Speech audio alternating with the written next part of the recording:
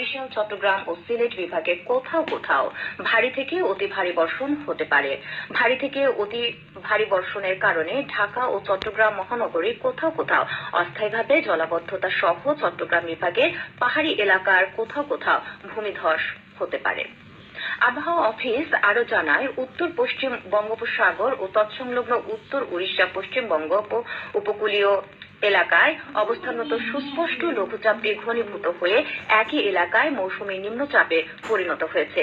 এটি আজ দুপুর 12টায় চট্টগ্রাম সমুদ্র বন্দর থেকে 510 কিলোমিটার পশ্চিমে, কক্সবাজার সমুদ্র বন্দর থেকে 120 কিলোমিটার, মোংলা সমুদ্র বন্দর থেকে 285 কিলোমিটার পশ্চিম দক্ষিণ পশ্চিমে এবং পায়রা সমুদ্র বন্দর থেকে 340 কিলোমিটার পশ্চিম দক্ষিণ পশ্চিমে অবস্থান করছিল। এটি পশ্চিম উত্তর পশ্চিম দিকে অগ্রসর হয়ে পরবর্তী 24 ঘন্টার মধ্যে উত্তর উড়িষ্যা উপকূল অতিক্রম করতে পারে। এর প্রভাবে সমুদ্র বন্দরসমূহ উত্তর বঙ্গোপসাগর ও তৎসংলগ্ন বাংলাদেশের উপকূলীয় এলাকার উপর দিয়ে ঝড়ো হাওয়া বয়ে যেতে পারে।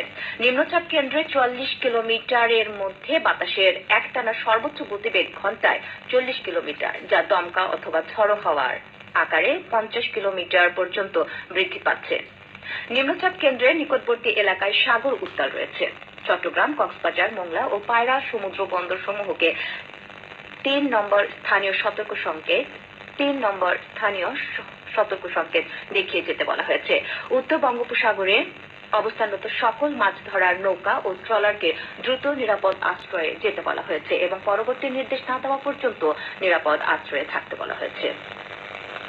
এদিকে আজ সন্ধ্যে 6টা পর্যন্ত আবহাওয়া পূর্বাভাসে বলা হয়েছে, রাজশাহী, পাবনা, ঢাকা, ফরিদপুর, কুষ্টিয়া, যশোর, খুলনা, বরিশাল, পটুয়াখালী, কুমিল্লা, নোয়াখালী, চট্টগ্রাম, কক্সবাজার এবং সিলেট অঞ্চল সমূহের উপর দিয়ে দক্ষিণ পূর্ব দিক থেকে অস্থায়ীভাবে ঘন্টায় 45 থেকে 60 কিলোমিটার বেগে দমকা থেকে ঝড়ো হাওয়া বয়ে যেতে পারে।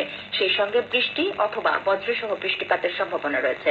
এসব এলাকায় নদীবন্দর সমূহকে 1 নম্বর সতর্কতা সংকেত দেখাতে বলা হয়েছে। খবর শেষ হলো। আমাদের পরবর্তী খবর প্রচারিত হবে বিকেল 4টায়।